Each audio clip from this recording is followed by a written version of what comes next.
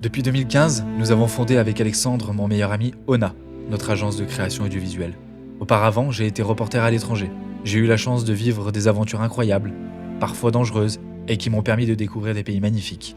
En mars 2020, l'épidémie du Covid-19 a figé notre monde pendant plusieurs mois. Nous nous sommes retrouvés confinés à attendre. Enfermé dans mon appartement, j'ai réfléchi longuement sur mon travail et mon rapport à la nature.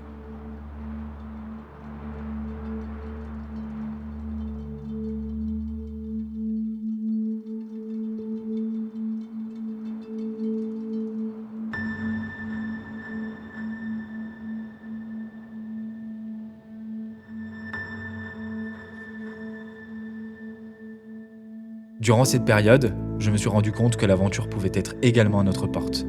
Pourquoi prendre l'avion et partir loin, alors que devant nous s'étend un territoire sauvage et magnifique ?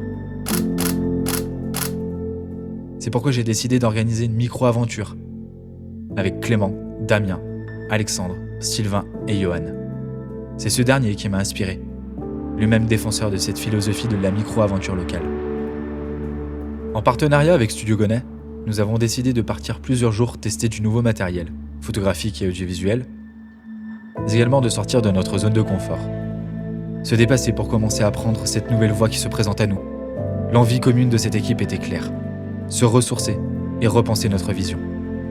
Surtout, photographier et filmer notre territoire parce que nous l'aimons et qu'il est tout aussi beau que les plus beaux paysages que nous pouvons voir sur les réseaux sociaux. Sortir de notre zone de confort et peut-être se retrouver en phase avec la nature, afin de lier notre passion pour l'image avec cette faune et cette flore ligérienne. Commencer à entreprendre un travail de sensibilisation, et pourquoi pas, de préservation.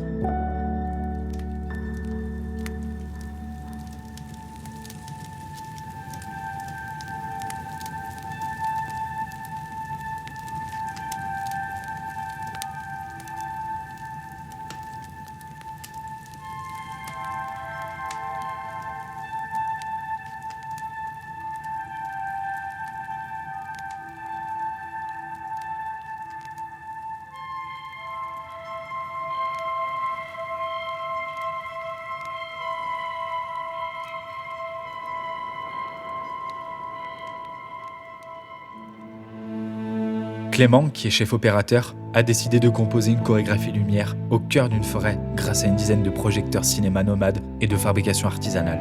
Être en pleine nuit au cœur d'une forêt illuminée de 1000 feux fut le début de cette belle micro-aventure.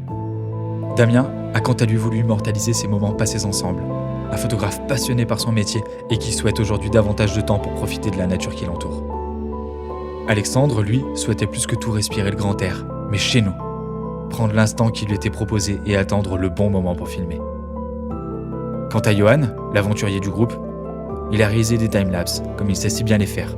Il a quand même, avec moi, essayé la photo animalière. La question animale est au cœur de notre actualité, et c'est quelque chose qui me touche. Pendant ce séjour, j'ai voulu laisser de côté notre quotidien rythmé à 1000 à l'heure et prendre le contre-pied en m'essayant à la photo animalière.